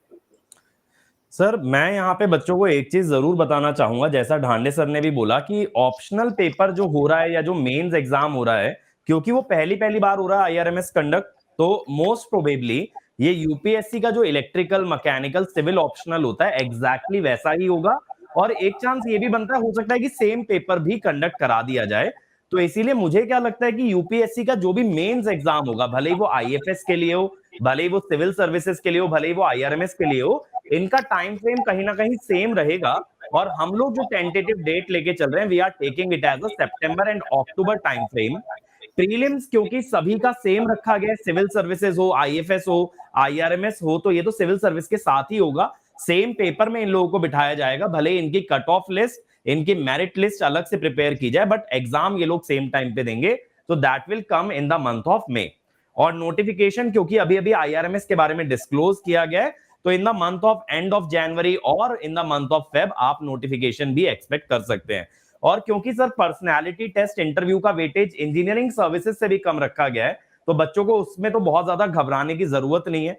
और मुझे लगता है कि बच्चों ने इस समय यूट्यूब पे ना सर इतना कंटेंट है कि यूपीएससी के इंटरव्यूज काफी ज्यादा देखे भी होंगे, तो they can easily prepare for that. और वो हम लोग एक्सपेक्ट कर रहे हैं कहीं ना कहीं अगर सितंबर अक्टूबर में पेपर होता है तो उसके 2 या 3 मंथ्स के अंदर अंदर उसका इंटरव्यू भी कंडक्ट होना चाहिए। और सर एक बहुत इंटरेस्टिंग ऑब्जर्वेशन जो मैंने देखा, इन्होंने यूपीएससी सिविल सर्विस ऑप्शनल का जो सिलेबस है वो एज इट इज आईआरएमएस के अंदर कॉपी कर लिया है। और मजे की बात सर ये है कि उसका सिलेबस इंजीनियरिंग सर्विसेज से भी कम है। इंजीनियरिंग सर्विसेज में मटेरियल साइंस भी एडेड रहता है हमारे यहाँ, कंप्यूटर ऑर्गेनाइजेशन होता है, इलेक्ट्रॉनिक्स होता है, सब कुछ हटा दिया गया है। तो मेरे हिसाब से ना सर, अगर बच्चा गेट की तैयारी कर रहा है, हल्का सा एफर्ट मार के IRMS जा सकता है और उससे थोड़ा ज्यादा एफर्ट मार के ESC का टेक्निकल भी प्रिपेयर कर सकता है। तो गेट वाले बच्चों को तो खासकर इलेक्ट्रिकल में, क्योंकि हाईएस्ट सीट्स हैं, उन्हें तो जरूर इसको ट्राई देना चाहिए। बिल्कुल सर, राइटली सेड। सर अगर हम आगे बढ़े और एक रोड मैप के बारे में डिस्कस करें, पहला जो डाउट एक लर्नर के माइंड में आता है कि जैसे उसको प्रीलिम्स देना है, तो क्या 6 महीने सफिशिएंट है उसके प्रीलिम्स की तैयारी के लिए? तो सौरभ सर, क्या आप गाइड कर सकते हैं लर्नर्स को या इंजीनियर्स को, क्योंकि उनके माइंड में सबसे बड़ा इशू प्रीलिम्स को लेकर ही है कि, और इंजीनियर को डर भी लगता है कि यार मेरे को GS करनी है, मेरे को CSET की तैयारी करनी है, इनके लिए तो बहुत सारा टाइम लग जाता है। तो इस चीज को आप कैसे इंजीनियर के माइंड से एलिमिनेट करेंगे? सर एक तो सबसे बड़ा, अगर कोई भी फियर है उसके लिए, उसको ओवरकम करने के लिए तो मोटिवेशन सबसे बड़ा फैक्टर होता है। और आपको ये समझना है कि इतने बड़ा जॉब आपको मिल रही है, मैं आपको ये चीज कन्वे करूंगा कि सिविल सर्विस एग्जाम जो होता है उसमें लगभग 23 सर्विसेज हैं। और 23 सर्विसेज में जैसे आप, ऐसा नहीं कि सिर्फ सबको IAS मिलता है। जो टॉप रैंक आती है इनकी, तो उनका प्रेफरेंस IAS रहता है, फिर कोई इंडियन फॉरेन सर्विस में जाता है, फिर अपना IPS, इस टाइप से। तो अगर आप टॉप की 2-3 सर्विसेज देखें ना, तो उसमें आप इस सर्विस को इंक्लूड कर सकते हैं। मतलब ये जो सर्विस, अगर इसमें करियर एनहांसमेंट और काम करने का जो एक आप कह सकते हैं एक्सपीरियंस और ये सब चीजें हैं, तो इतनी बड़ी सर्विस अगर आपको मिल रही है, और आपके लिए जो चैलेंज है ना, वो मात्र एक छोटा सा जो आपको एक हर्डल लगेगा, तो वैसे हर्डल नहीं है, बट अगर थोड़ा सा हर्डल आपको लगे, वो सिर्फ प्रीलिम्स है। क्योंकि इलेक्ट्रिकल, सिविल और जो आपके ये इंजीनियरिंग सब्जेक्ट्स हैं, इस पर आपने अच्छे से कमांड कर रखी है, आपने अच्छी इसमें कमांड कर रखी है। तो ये जो फैक्टर है, आपको बस ये सोचना कि ये चलो 6 महीने मेरे पास, इस 6 महीने के मतलब लगभग 1 फरवरी को जैसे UPSC का नोटिफिकेशन आएगा, तो साथ में इनका भी आ जाएगा। तो ऑलरेडी जो कैलेंडर है आई थिंक UPSC का, उसके अकॉर्डिंग 1 फरवरी डेट है। तो UPSC का नोटिफिकेशन जो टाइम पीरियड है, मतलब जो कैलेंडर अगर आप देखो, तो जो ये टाइम पीरियड, इस टाइम पीरियड के अंदर आपको जो प्रीलिम्स क्लियर करना है, तो अलग अलग जो सब्जेक्ट्स मैंने स्टार्टिंग में आपको बताया था, अगर आप उन सब्जेक्ट्स की एक एक किताब उठा के बैठोगे, बहुत पॉसिबल नहीं है, मतलब इट इज ऑलमोस्ट इम्पॉसिबल कि आप एक एक सब्जेक्ट को बहुत डेप्थ में पढ़ लो। एक सिंपल सा रास्ता है, वो यही एक रास्ता है कि जो प्रीलिम्स स्पेसिफिक आपकी चीजें हैं, जैसे अनअकैडमी का भी कोर्स है प्रीलिम्स डेडिकेटेड, उसको आपको करना चाहिए। साथ में जैसे अगर आप अपने प्लान को डिसाइड करते हैं, तो आप अगर पूरे दिन को देखें, तो पूरे दिन में आप कुछ समय जो है अपना जो ऑप्शनल है उसको आप पढ़ें, और लगभग 50-60% जो समय है, क्योंकि ये सारी चीजें जो प्रीलिम्स में आपके लिए नई हो सकती हैं, तो उसको दें। और कुछ समय जो क्लासेस हैं उसको करें, और फिर खुद सेल्फ स्टडी करें। और 2013 से लेकर 2022 तक के पेपर्स जो सिविल सर्विस प्रीलिम्स के हुए, उनको बार बार लगाएं। इस पर एक हम लोग, चाहे अगर जसपाल सर अलाउ करेंगे, तो एक पूरा डिटेल्ड स्ट्रेटजी हम लोग मतलब डिस्कस कर लेंगे, क्योंकि उसको बताने में लगभग 1 घंटे का टाइम चाहिए कि कैसे एक एक सब्जेक्ट को जो है प्रोसीड करना है। क्योंकि एक स्पेसिफिक स्ट्रेटजी है हर सब्जेक्ट के लिए, प्रीलिम्स क्लियर करने के लिए। ऐसा मतलब एक लाइन में नहीं कहा जा सकता कि आप ये कर लो और हो जाएगा। लेकिन हाँ, अभी फिलहाल के लिए आपके पास जो एक लौता ऑप्शन बचता है, जो टाइम की लिमिटेशन है, कि वो आपको थोड़ा सा अच्छी टीम से जुड़ के तुरंत उन चीजों को अच्छे से कवर करके 2013 से 22 तक के जो पेपर प्रीलिम्स के, उनको बार बार करना है, प्रैक्टिस करना है। प्रैक्टिस करने का मतलब होता है कि आप क्वेश्चन देख रहे हो, सॉल्व कर रहे हो, फिर कर रहे हो, बार बार उसको कर रहे हो। तो कुछ कुछ किताबें हैं, वो भी मैं, अगर कोई अलग से सेशन होगा तो हम लोग उस पर डिस्कस करेंगे, उसको आप करें। और CSET जो है उसमें तो आपको बिल्कुल भी दिक्कत नहीं होगी। प्रायोरिटाइज कर सकता है लर्नर कि मतलब कोई स्पेसिफिक टॉपिक हो जिसमें वेटेज ज्यादा हो उस पर्टिकुलर सब्जेक्ट का? हाँ, सबसे ज्यादा वेटेज देखिए सर, देखिए इसमें क्या है कि वेटेज, फिलहाल मैं जो ट्रेंड आपको बता रहा हूँ 2018 से 22 तक का अगर आप ट्रेंड देखें, तो मैक्सिमम क्वेश्चन आपके एनवायरनमेंट और साइंस से आते हैं। बट जैसा मैंने आपको कहा कि इसमें 2 एरियाज होते हैं, एक होता है ट्रेडिशनल सब्जेक्ट, जैसे polity, history, geography, traditional area. कुछ नॉन ट्रेडिशनल एरियाज हैं, एनवायरनमेंट, एग्रीकल्चर, साइंस। और तो ये ऐसे एरियाज हैं, अगर आपको मैं कह दूं कि आप 15 किताबें पढ़ लो, उन किताबों से भी प्रश्न आपको बहुत ही कम मिलेंगे। पॉइंट ये है कि जो प्रश्न लोग आज के समय में पूछ रहे हैं, वो सारे एप्लीकेशन बेस्ड है। जैसे जो चीज आप देखते हो, जैसे कई न्यूज आप सुनते हो कि पैरोल जैसे शब्द हैं, आप सुनते रहते हैं, पैरोल, इसको पैरोल मिल गई, तो अब वो वहां से क्वेश्चन बना लेंगे, पैरोल क्या होता है। तो उसमें और स्टेटमेंट बेस्ड प्रश्न होते हैं, मतलब अच्छी खासी आपको अंडरस्टैंडिंग उसमें चाहिए। तो हर एक सब्जेक्ट में थोड़ा डेप्थ में आपको पढ़ना पड़ेगा, चाहे वो पॉलिटी हो, चाहे इकोनॉमी हो, चाहे साइंस हो, चाहे ज्योग्राफी हो, और चाहे एनवायरनमेंट हो। और इन एरियाज में जब आप क्वेश्चंस को देखते हैं तो कभी ये लोग एक प्रपोर्शन को ज्यादा कर देते हैं, कभी एक को बढ़ा देते हैं, किसी को कम कर देते हैं, ये इनके डिस्क्रिप्शन पे होता है। आपको हर चीज कवर करके जानी है। पर 2018 से 22 तक का जो अगर आप पैटर्न देखें तो उसमें एनवायरमेंट, जैसे पिछले साल आपका जो प्रीलिम्स हुआ है उसमें आपका एनवायरमेंट, साइंस और ज्योग्राफी के प्रश्न देखो तो 40 प्लस है, मतलब 100 में से 40 क्वेश्चन। और कट ऑफ कितनी जाती है? 87, 88 सिविल सर्विस एग्जाम की कट ऑफ जाती है। तो इस तरीके से चीजों को देखना पड़ेगा। चलिए, बिल्कुल सर। मतलब सर एक इंजीनियर भी बड़ी आसानी से तैयारी कर सकता है प्रीलिम्स की भी। मतलब अगर हम बिल्कुल गेट सर की कर तैयारी सकता कर है। रहे हैं और इंजीनियरिंग सर्विसेज की तैयारी कर रहे हैं तो हम प्रीलिम्स की तैयारी जो है वो भी बहुत आसानी से सर कर सकते हैं इसके बाद। यूपीएससी के एग्जाम में सबसे बड़ा हर्डल मेंस होता है। सिविल सर्विस एग्जाम में मेंस का मैं थोड़ा सा बताना चाहूंगा। 4 सब्जेक्ट्स आपको पढ़ने होते हैं मेंस में। 4 सब्जेक्ट में, हर सब्जेक्ट में, जैसे पेपर 1 है, पेपर 1 में history, world history, culture, society, geography, ये सारे वर्ल्ड हिस्ट्री, बहुत सारे एरियाज आपको। पेपर 2 में आपको इंटरनेशनल रिलेशन, पॉलिटी और बहुत सारे डायमेंशंस कवर करे। ऐसी पेपर 3, पेपर 4 आपको ऑलमोस्ट 20 to 25 सब्जेक्ट्स मेंस में करने होते हैं, इन 4 सब्जेक्ट्स, ये 4 पेपर में। उसके अलावा आपको एसे के लिए है पेपर, उसके बाद लैंग्वेज का पेपर है, उसके बाद आपका जो है ऑप्शनल है, उसके 2 पेपर्स हैं। इतना मेंस में कर, तो मेन आपका मेरिट मेंस में बनती है सिविल सर्विस एग्जाम में। अब यहाँ पे आपको क्या है, यहाँ पे आपको मात्र एक सब्जेक्ट के 2 पेपर देने हैं। तो अब बिल्कुल सर। आप अगर उस प्रपोर्शन को प्रीलिम्स से कंपेयर करो तो आपको तो बहुत मोटिवेशन होना चाहिए। और ये जो सर्विस है ना, जैसे मैंने आपको बताया कि ये एक ऐसी सर्विस है कि अगर आप 23 सर्विसेज सिविल सर्विस के काउंट करोगे ना तो इसमें इस सर्विस को टॉप 3-4 में रख सकते हो।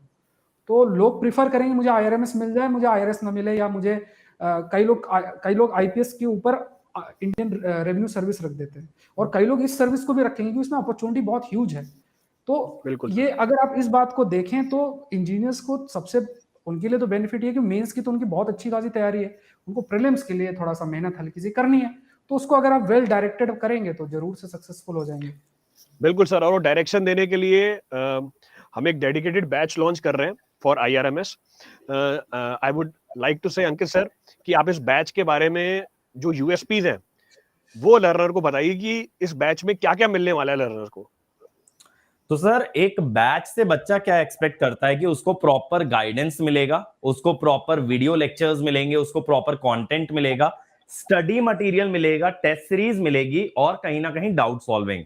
तो बच्चों को यहाँ पे क्या मिलने वाला है? Best of the best UPSC educators and GATE and engineering services educators. तो बच्चे को यहाँ पे ना दोनों सब्सक्रिप्शन सर मिलने वाले हैं, जहां पे वो यूपीएससी टीम से भी कनेक्ट कर पाएगा और साथ ही साथ वो गेट एंड आईएएस की टीम से भी कनेक्ट कर पाएगा, डिपेंडिंग अपॉन देयर ब्रांच। और हम लोगों ने ना कंटेंट को एग्जॉस्टिव रखा है और कंटेंट को इस हिसाब से रखा गया है कि अगर हम देखें प्रीलिम्स मई में होने वाला है, बच्चे के पास 6 मंथ्स है, तो 6 मंथ्स में ऐसा ना हो कि बच्चा ओवरबर्डन हो जाएगा कि यार प्रीलिम्स के अंदर ही मुझे 1000 घंटे का कंटेंट मिल गया, मैं तो कैसे ही कवर कर पाऊंगा। वैसा नहीं है, हम लोग ये समझते हुए बैच बना रहे हैं कि बच्चे को इस दौरान डेली बेसिस पे इंजीनियरिंग भी करना पड़ेगा, क्योंकि इंजीनियरिंग का सिलेबस सर ऐसा नहीं होने वाला कि प्रीलिम्स देने के बाद मई से लेके सितंबर तक मैं इंजीनियरिंग निपटा लूंगा, वैसा तो बिल्कुल नहीं होगा। तो उसको इस दिसंबर से लेके अगले सितंबर अक्टूबर तक पूरा टाइम इंजीनियरिंग भी करना है, साइड बाय साइड उसको प्रीलिम्स देना है। और जैसा सौरभ सर ने भी बोला, उसको टारगेट ये रखना है कहीं ना कहीं कि प्रीलिम्स में 60-70% मार्क्स अगर वो ले आता है तो वो बहुत सेफ साइड पे आ जाएगा। मुझे लगता है अगर 80 नंबर कट ऑफ जा रहा है, बच्चा 120-130 टारगेट करता है तो एक अच्छा परफॉर्म कर सकता है, क्योंकि आगे वैसे भी काउंट नहीं होने वाला है। तो हम लोग यहाँ पे कोशिश ये कर रहे हैं कि सर विद इन 500 आवर्स हम लोग यूपीएससी प्रीलिम्स का सिलेबस करा दें और गेट इंजीनियरिंग सर्विसेज आईआरएमएस और आप ये कह सकते हो सिविल सर्विस ऑप्शनल भी आज की डेट में हम टेक्निकल सब्जेक्ट इस तरीके से डील करें ना कि बच्चा चाहे मेंस लिखे, चाहे कल को गेट या इंजीनियरिंग सर्विसेज का प्रीलिम्स दे, वो हर पेपर में अच्छा परफॉर्म कर पाए। तो हम लोग कंटेंट इस वे में प्रोवाइड करने वाले कि एग्जॉस्टिव रहेगा टेक्निकल कंटेंट, साथ ही साथ आंसर राइटिंग प्रैक्टिस भी हम उसको साइड बाय साइड करा देंगे। तो बच्चा ना सितंबर में एक कॉन्फिडेंस के साथ रहेगा। अगर देखो सर कोई बच्चा इस समय जुड़ जाता है ना हमारे साथ, तो सितंबर में ये मान के चलो कि गेट की तैयारी भी पूरी कर चुका होगा, गेट की तैयारी पूरी हो चुकी होगी, इंजीनियरिंग सर्विसेज पूरा हो चुका होगा, सिविल सर्विस का ऑप्शनल हो चुका रहेगा, आईआरएमएस का ऑप्शनल हो चुका रहेगा। तो उन बच्चों के लिए तो बहुत बड़ा एडवांटेज है जो गेट 24 या ईएससी 24 देने वाले हैं, क्योंकि वो इस बैच के साथ जुड़ के वो सारे ऑब्जेक्टिव भी रियलाइज करेंगे। फिर सर हम टेस्ट सीरीज भी देने वाले हैं, जिसमें प्रीलिम्स की टेस्ट सीरीज भी इंक्लूडेड होगी, मेंस की टेस्ट सीरीज भी इंक्लूडेड होगी, टेक्निकल भी होगा, नॉन टेक्निकल भी होगा। और सबसे बढ़िया बात क्या होती है ना सर, यहाँ पे अगर बच्चा डेली लाइव क्लास में आता है तो टीचर से एक इंटरेक्शन बना रहता है, जिस कारण से ना वो मोटिवेशन लूज नहीं होता है। मुझे क्या लगता है ना, इंजीनियर शुरुआती जर्नी में थोड़ा सा प्रीलिम्स में लड़खड़ाएंगे, थोड़ा सा जनरल स्टडीज में लड़खड़ाएंगे, बट वहां जब Saurabh sir, Siddharth sir, Mrinal sir जैसे टीचर से वो इंटरेक्ट करेगा लाइव, तो मोटिवेशन लेवल ना अपने आप अप चला जाएगा। तो बच्चे को ये एक बेनिफिट बहुत बड़ा, एक नॉन टेक्निकल आप कह सकते हो या नॉन टेंजिबल बेनिफिट मिलने वाला है इस तैयारी के साथ। बिल्कुल सर, मतलब हमारे बच्चों को best of the best educators provide किए जाएंगे पूरे सिलेबस को कंप्लीट कराने के लिए, not only pre but mains also. Yes sir.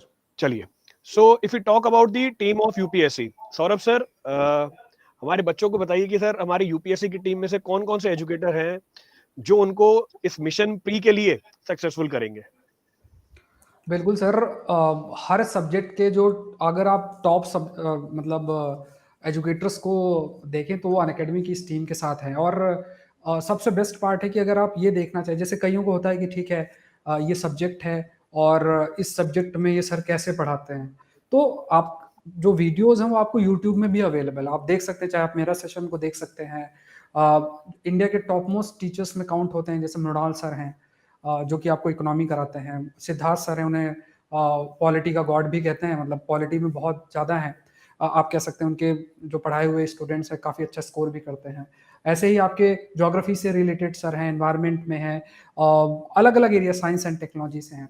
तो हर एक, क्योंकि आपको बहुत सारी चीज़ें कवर की जाती हैं, तो हर एक सब्जेक्ट स्पेसिफिक टॉप एजुकेटर्स इस पूरी टीम के अंदर है। और सबसे इम्पॉर्टेंट एस्पेक्ट जो रहता है कि जैसे ये सिर्फ ये नहीं है कि आप किसी सब्जेक्ट को थोड़ा सा ऊपर ऊपर से कवर कर लिया, सब्जेक्ट की जो रिक्वायरमेंट है, जो डेप्थ है, और खास तौर से जो आज के समय में एप्लीकेशन बेस्ड प्रश्न आते हैं, एप्लीकेशन बेस्ड मतलब जो कंटेम्प्रेरी एस्पेक्ट है, जो चल रही हैं, इश्यूज चल रहे हैं, और उसमें जो एप्लीकेशन बेस्ड प्रश्न आते हैं, उन चीज़ों के लिए आपको जो है ये जो टॉप टीचर्स हैं, क्योंकि बहुत ज़्यादा एक्सपीरियंस है, अगर आप देखोगे 15-15, 20-20 साल से पढ़ा रहे हैं, 8-8, 10-10 साल से जो है टीचर्स आपको पढ़ा रहे हैं, तो उसी चीज़ को जब इंसान बार बार देखता है तो उसको पता रहता है कि ठीक है ये सारी चीज़ें हैं, इसमें ऐसा पूछा जाता है, ये करना है, ये नहीं करना है। क्योंकि इस एग्जाम में एक चीज़ आप याद रखना है आपको कि क्या करना है वो तो पता होना ही चाहिए, बट क्या नहीं करना है वो ये ज़्यादा पता होना चाहिए। क्योंकि ऐसा लगता है सब कुछ पढ़ लें, आईएएस की तैयारी कर रहे हैं ऐसा, तो उसमें मन में आता है अरे नहीं सारा ये भी पढ़ ले वो पढ़ ले, तो जो चीज नहीं कवर करना है तो उन अनप्रोडक्टिव चीजों पर फोकस ना करना, तो ये वही कर सकता है जो उस एरिया से बहुत समय तक जुड़ा हुआ है। और पूरी की पूरी टीम कुछ इसी तरीके से है, क्योंकि इस पूरे आप कह सकते हैं कि प्रिपरेशन दौरान जो भी बदलाव हुए हैं, जो भी क्वेश्चंस के पैटर्न में बदलाव हुआ, तो उसमें पूरा टीम का ऑब्जर्वेशन रहता है और उसी तरीके से आपकी जो प्रिपरेशन है उसको भी शेप किया जाता है। तो ये आपको ध्यान में रखना है। बिल्कुल सर। सो अगर हम आगे चले, सर ने इन सारे एजुकेटर्स के बारे में बताया कि कौन कौन से एजुकेटर्स हैं यूपीएससी की तरफ से जो आपको प्रीलिम्स की तैयारी कराएंगे। तो हमारे पास सुदर्शन सर हैं, हमारे पास अनुज सर हैं, आरती मैम हैं, अनुज सर हैं, मृणाल सर हैं, सिद्धार्थ सर हैं। So top of the educators are available with us to guide you through the preparation of prelims. Moving forward, अगर हम बात करें सिविल टीम की, in civil I will be guiding you, Vivek sir हैं, कृष्ण प्रकाश sir हैं, राजेंद्र प्रकाश sir हैं। So if I से bottom line में बताऊं आपको कि हर एक स्ट्रीम में, चाहे टेक्निकल हो चाहे नॉन टेक्निकल हो, आप बच्चे लोगों को best of the best educators मिलने वाले हैं एग्जाम क्रैक कराने के लिए। अगर मैं बात करूं इन डिटेल कि कौन कौन से टॉपिक, कौन कौन से एजुकेटर्स लेंगे, so I will be taking many topics. Prakash sir भी लेंगे, विवेक सर भी लेंगे, हमारे पास राजेंद्र प्रकाश सर भी है। If I move forward for mechanical stream, mechanical engineering के अंदर मोंडल सर है हमारे पास। मोंडल सर, और कौन कौन से एजुकेटर्स हैं जो आपके साथ मिलके बच्चों को आईआरएमएस क्रैक कराने वाले हैं?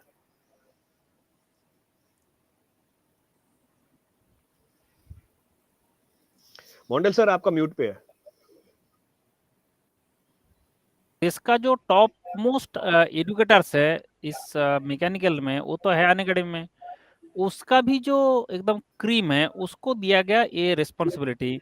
कुलकर्णी सर है, मैं हूँ, गिल सर है, शिवम दीक्षित सर है, राजीव सिंह सर है, मतलब एकदम जो टॉप मोस्ट में आता है सबको उनको ही दिया गया, सौंपा गया रिस्पॉन्सिबिलिटी। एंड इसमें अगर आप देखेंगे कि इसमें सर आप थोड़ा एक बार शेयर कर दीजिए स्क्रीन। बिल्कुल सर, जो शेयर कर दीजिए। डिटेल्स है उसमें देखिए कि जो सब्जेक्ट को डिस्ट्रीब्यूट किया गया उसमें आवर्स देखिए कि आपका 150 आवर्स जो थ्योरी ऑफ मशीन है वहां से शुरू करके मैन्युफैक्चरिंग है, स्ट्रेंथ ऑफ मटेरियल से सारे को एकदम मैक्सिमम कवरेज देके मैक्सिमम कवरेज दिया गया। मतलब मैक्सिमम कवरेज मतलब मैक्सिमम, इससे ज्यादा तो कवरेज मतलब कभी देने का जरूरत भी नहीं पड़ेगा। क्यों ना, हम चाहते हैं कि आप जाके वहां पे टॉप करें। एंड टेक्निकल प्रिपरेशन क्या है, गेट का भी होगा, आईएएस का भी होगा, आईआरएस का भी होगा, आईआरएमएस का भी होगा, एंड आईएफएस का भी होगा, सिविल सर्विस होगा। तो हमें गिनती करके देखा 5 एग्जाम के लिए आप जो है इसका प्रिपरेशन से पूरा प्रिपरेशन इसी से हो जाएगा। तो इसके बिल्कुल कारण जो है कि ये एकदम बेस्ट कैटेगरी दिया गया and best with best educator. बिल्कुल सर, बिल्कुल सर। मूविंग फॉरवर्ड, अगर हम बात करें इलेक्ट्रिकल टीम की, for electrical team Umesh sir है हमारे साथ, अंकित सर है हमारे साथ। उमेश सर, आप बताएंगे इलेक्ट्रिकल टीम में कौन कौन से एजुकेटर्स हैं जो लर्नर्स को यहाँ पे गाइड करेंगे?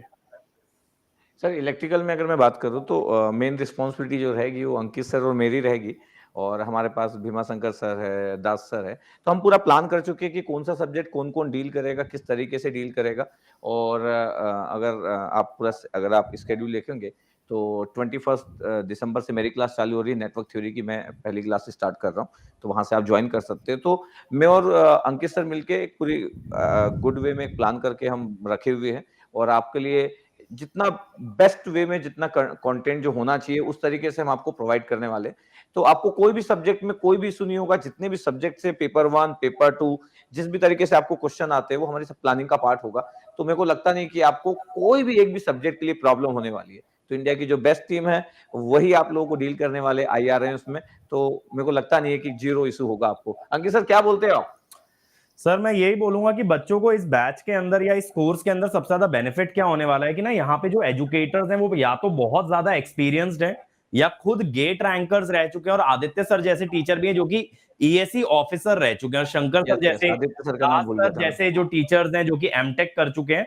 तो यानी कि काफी नॉलेजेबल फैकल्टीज बच्चों को मिलने वाली हैं, और कोर्स एकदम स्ट्रक्चर्ड वे में चलने वाला है। मतलब सबसे बढ़िया बात ये रहने वाली है कि आप प्रीलिम्स और मेंस साथ लेके चल पाओगे। इस चीज का हमेशा ध्यान रखा जाएगा, आपको कभी भी ओवरबर्डन नहीं कर दिया जाएगा, ना ही टेक्निकल से और ना ही जीएस वाले पेपर से। और यहाँ पे टेक्निकल इस तरह से कवर करेंगे, जैसा मैंने पहले भी बताया, कि आप सारे एग्जाम्स क्रैक कर पाओगे, नॉट ओनली आईआरएमएस। बिल्कुल सर, बिल्कुल। सो इफ यू मूव फॉरवर्ड, कुछ की पॉइंटर्स हैं हमारे पास, जैसे exam covered will be IRMS 2023, यही हमारा मिशन है। द लैंग्वेज और the mode of communication will be English, Hindi और इंग्लिश दोनों मीडियम में आपको पढ़ाया जाएगा। बैच की जो स्टार्ट डेट है is 18th of December, this is for prelims 2022। Batch की जो एंड डेट है इट इज जुलाई 2023। क्लास का शेड्यूल मंडे टू फ्राइडे होगा। क्लास की जो फ्रीक्वेंसी है 4 to 5 क्लासेस पर डे, और duration of the class will be 2 hours।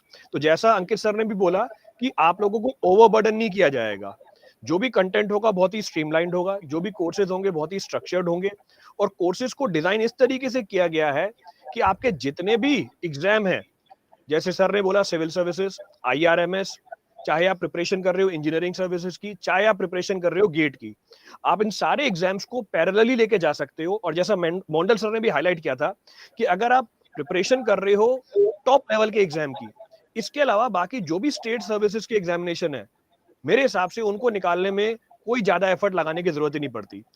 तो कुछ की पॉइंटर्स हैं आपके आईआरएमएस मिशन के लिए। नाउ सर ओवर टू एक क्वेश्चन है सर, सिविल सर्विस एस्पिरेंट्स की तरफ से ही है ये क्वेश्चन कि सर ये जो आपके सब्जेक्ट्स हैं, जैसे इलेक्ट्रिकल है, मैकेनिकल है, सिविल है, तो जैसे जो सिविल सर्विस का मेंस होता है वो पूरा हैंड रिटन होता है, मतलब क्वेश्चन होगा आपका और आपको 150 वर्ड्स में और 250 वर्ड्स में लिखना होता है, तो उसमें बहुत आंसर राइटिंग प्रैक्टिस चाहिए होती है, और आपका टेस्ट सीरीज और ये सब भी रहता है। तो एक पहला ये डाउट है कि ये जो आपका मेंस है ये आंसर लिखने वाला ही है, रिटन वाला ही है? हाँ बिल्कुल सर, हमारे जो प्रॉब्लम्स होते हैं वो कन्वेंशनली होते हैं। अच्छा अच्छा। मेंस में जैसे जो पेपर एमसीक्यूज बेस्ड भी जैसे एमसीक्यूज बेस्ड भी एक अप्रोच रहती है, और एक होता है आंसर राइटिंग पूरा प्रॉपर। सर, तो हमारा तो आंसर राइटिंग है। हाँ, पूरा जो हमारा अप्रोच रहता है पढ़ाने का भी वो कन्वेंशनली होता है, क्योंकि जो एमसीक्यू भी निकल के आते हैं उसी से निकल के आते हैं। तो हमारे अच्छा। लर्नर्स को मतलब बिल्कुल भी प्रॉब्लम नहीं होने वाली है अगर वो गेट की भी तैयारी कर रहा है, जो एमसीक्यू टाइप पेपर है, क्योंकि लेवल इतना अच्छा होता है गेट के क्वेश्चंस का कि जो कन्वेंशनल क्वेश्चंस है वो वैसे ही बन जाते हैं उससे। तो लर्नर्स को कहीं पर भी कोई इशू नहीं आने वाला मेंस का पेपर लिखने के अंदर। So Ankit sir, moving forward, बच्चों के लिए हम क्या ऑफर कर रहे हैं? What is there in store for our learners? तो बच्चों, जो लोग अभी तक हमसे नहीं जुड़े हैं, ना ही यूपीएससी में हमारे साथ हैं, ना ही गेट के अंदर हमारे साथ हैं, जो कि स्क्रैच से इस जर्नी को स्टार्ट करना चाहते हैं, वो लोग सेव कर सकते हैं अप टू 40%। हम लोग उनको कॉम्बो देने वाले हैं जीएस के बैच का और गेट एंड ईएससी सब्सक्रिप्शन के बैच का। बेसिकली आपके लिए ना पूरा सब्सक्रिप्शन ओपन रहेगा, but what I will guide you कि आप एक बैच को पर्टिकुलरली फॉलो करो, वरना यूपीएससी के अंदर इतने मतलब ज्ञानी लोग हैं, इतने बड़े बड़े टीचर्स हैं, आप लॉस्ट हो जाओगे। एक एक सब्जेक्ट को इस तरह से डील किया गया है। बट अगर एक बैच में बने रहोगे, स्ट्रक्चर्ड क्लासेस रहेंगी, चाहे फिर वो टेक्निकल हो, फिर चाहे वो जीएस हो, तो आपको कॉम्बो ऑफर किया जा रहा है जिसमें सारी क्लासेस आपके लिए एक्सेसिबल होंगी और आप 40% सेव कर सकते हो।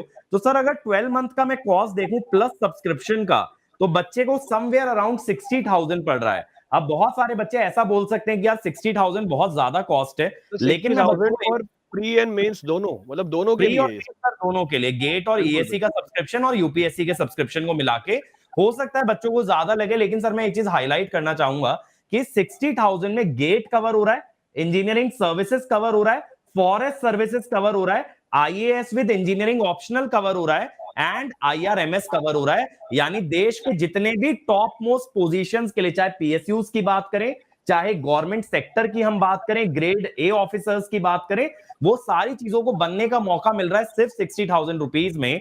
और अनअकैडमी आपको बेटा एक बहुत अच्छी चीज ऑफर करता है, जो बच्चे फाइनेंशियली चैलेंज्ड होते हैं कि वो अपनी फीस को मंथ बाय मंथ भर सकते हैं ऑन ईएमआई बेसिस, जिसपे 0% इंटरेस्ट चार्ज होता है। आपको बस क्या करना है, अपनी फैमिली में किसी का आधार कार्ड, पैन कार्ड देना है जिनको सैलरी आती हो, और आप मंथली फीस को पे कर दो, कोई टेंशन वाली बात नहीं है। यानी 5,000 अ मंथ के अंदर आपको एक अपॉर्चुनिटी मिलता है देश का टॉप मोस्ट ऑफिसर बनने का। और आप बेटा इसको कभी भी एज अ खर्चा, एज अ एक्सपेंस ना देखें, इसको एज अ इन्वेस्टमेंट देखें। और मैं मानता हूं ना बेटा, जो पोजीशंस आपके लिए ओपन हो रही है, ये जो अमाउंट है ये आपकी मंथली सैलरी से भी काफी कम है। तो आप ये सोचो आप कितना गुना इससे अर्न कर सकते हो। और जिन पोजीशंस की मैं बात कर रहा हूं, वहां सिर्फ earning in terms of money कभी भी नहीं होता, in terms of respect, in terms of social currency, क्योंकि जो आपकी फॉलोइंग होती है, जितने लोग आपके पीछे होते हैं, जो आपका फेम होता है, वो थोड़ा सा अलग लेवल पे हो जाता है। तो ये मैं बता रहा हूं, उसके मामले में कुछ भी नहीं है। और अगर आप आइकॉनिक के लिए जाते हो बेटा, वहां पे आपको बेस्ट पार्ट क्या होगा कि आपको बुक्स प्रोवाइड कर दी जाएंगी। तो जैसा सौरभ सर ने भी बोला ना, अगर आप स्टैंडर्ड बुक्स के पीछे जाते हो तो यार उसमें लॉस्ट हो जाते हो। और इतना मैं जानता हूं, मतलब मैं थोड़ा बहुत यूपीएससी कैटेगरी लोगों से मिलता रहता हूं, कि यूपीएससी की टीम ने जो आपके लिए मटेरियल बनाया ना, मेरे को लगता है सौरभ सर भी जानते होंगे, वो best of the best material बनाया, जिसके बाद आपको कोई स्टैंडर्ड बुक की जरूरत नहीं पड़ेगी।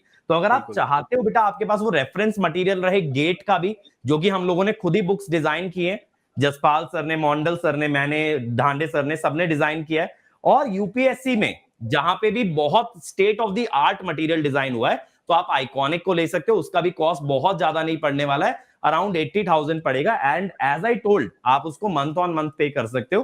12 मंथ से ज्यादा आपको जाने की जरूरत नहीं पड़ेगी, क्योंकि what we are expecting is कि सितंबर अक्टूबर में आपका मेंस कवर हो जाएगा। तो अगर आप 12 मंथ्स का लेते हो, तो जो आपका पेपर 2 में मेंस के अंदर भी जो आपका क्वालिफाइंग एग्जाम है ना, वो यूपीएससी वाले सब्सक्रिप्शन में कवर हो जाएगा, जो लैंग्वेज वाला पार्ट हम बात कर रहे हैं। और जो हमारा मेरिट बेस्ड एग्जाम है, वो हम आपका गेट एंड ईएससी के साथ कवर करा देंगे।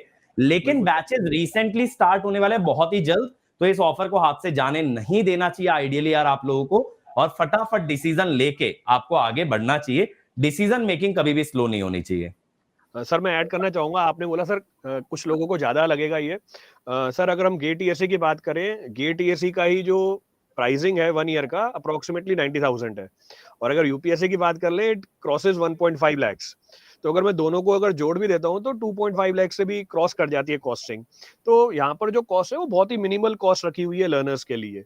तो मेरे हिसाब से इसमें कोई बर्डन नहीं होना चाहिए लर्नर्स को, और इजीली वो इसको यूज कर सकते हैं। बिल्कुल सर।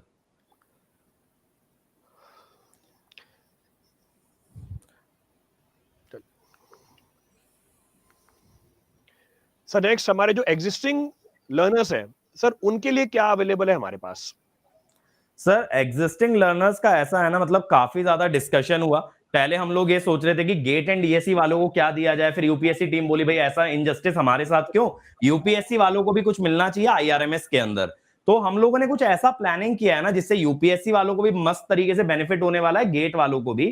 तो अगर कोई गेट का बच्चा है और वो यूपीएससी का सब्सक्रिप्शन लेता है तो उसको सीधा 50% ऑफ मिलेगा यूपीएससी पे, और कोई यूपीएससी का बच्चा और वो गेट का सब्सक्रिप्शन लेता है तो उसको गेट पे 50% ऑफ मिलेगा।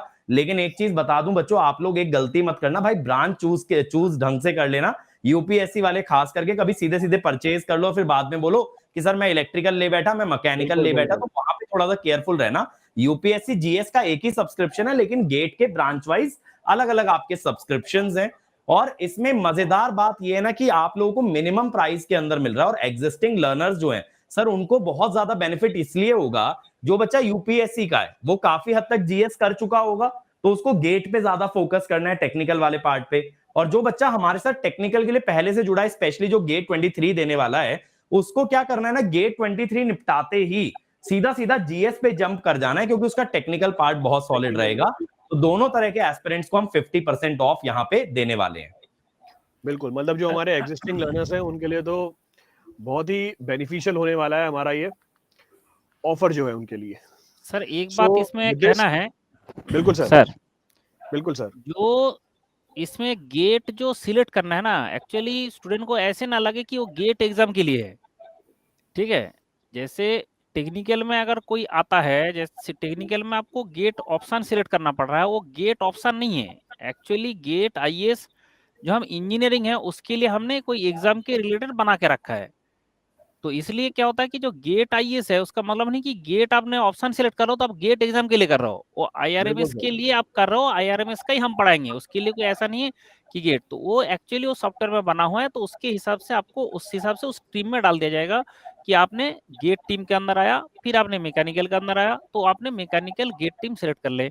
तो यहाँ पे गेट सिलेक्ट करने का मतलब आपको गेट एग्जाम के लिए नहीं है, वो दैट इज फॉर आईआरएमएस। तो इसके कारण वो आईआरएमएस वाला जब ऑप्शन लेंगे तो उसमें दोनों आपके एक साथ कॉम्बो में मिलेगा, बट वो गेट कैटेगरी गेट जो आपका गोल है वो सिलेक्ट करना पड़ेगा। बिल्कुल, मतलब हर एक अगर लर्नर के लिए हमारे पास अपॉर्चुनिटी है। हाँ। मैं तो ये कहूंगा मॉन्डल सर, अगर बच्चा आईआरएमएस के लिए गेट टीम में आ ही रहा है तो लगे हाथ गेट भी दे ही देना चाहिए, क्योंकि वो तो सबसेट ही रह गया अब इस एग्जाम का। तो हाँ, गेट तो उसका भी बाय प्रिपरेशन दे हो ही जाएगा। सकता है। हाँ सर, बिल्कुल सर। बिल्कुल सर। मतलब सर जो लर्नर सिर्फ प्री करना चाहता है उसके लिए भी ऑप्शन है हमारे पास, जो लर्नर सिर्फ मेंस करना चाहता है उसके लिए भी ऑप्शन है हमारे पास, और जो लर्नर दोनों प्री और मेंस करना चाहता है उसके लिए भी ऑप्शन है हमारे पास। इट मींस जितने भी लर्नर्स हैं उन सबके लिए कुछ ना कुछ ऑफरिंग है। Yes sir. इसका मतलब कोई भी लर्नर ऐसा नहीं होगा जो ये बोलेगा कि नहीं सर मेरे को तो सिर्फ प्री करना था, मैं दोनों सब्सक्रिप्शन क्यों लूं। तो अगर किसी को प्री करना है तो वो सिर्फ प्री का भी सब्सक्रिप्शन ले सकता है। हाँ हाँ। बिल्कुल। So with this we conclude. Umesh sir, अगर आप कुछ फाइनल टिप्स देना चाहेंगे लर्नर्स को।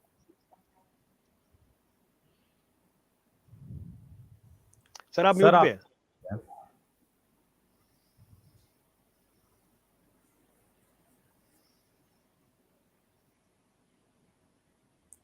In the mean time Jaspal sir, मैं एक चीज और ऐड कर देता हूं कि जो भी हमारे एग्जिस्टिंग लर्नर्स हैं जिनको 50% ऑफ मिल रहा है, उनको एक गूगल फॉर्म भर के अपने को इन्फॉर्मेशन देनी है कि सर मैं इंटरेस्टेड हूं और मैं अनअकैडमी स्टूडेंट हूं ऑलरेडी।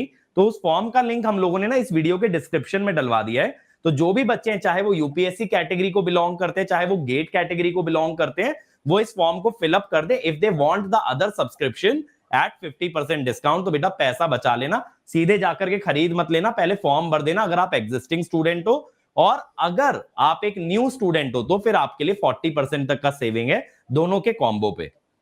बिल्कुल सर, बिल्कुल बिल्कुल। सौरभ सर, आप कुछ ऐड करना चाहेंगे सर? आपने तो सारी चीज़ें बता ही दी हैं, मतलब सब्सक्रिप्शन से रिलेटेड तो वही सारी बातें हैं। बस डिसीजन मेकिंग में डिले नहीं करना, आई थिंक अंकित सर ने कहा था। तो डिसीजन मेकिंग में आप जितना डिले करोगे ना तो उतना फिर सिलेक्शन में डिले होता है। आज डिसीजन लोगे, तैयारी शुरू कर दोगे, तो हो सकता है 23 में ही आप आईआरएमएस जो है वो जॉब आपको मिल जाए। ये सोच के थोड़ा सा जो भी डिसीजन ले उसको तुरंत लेना चाहिए। बिल्कुल सर।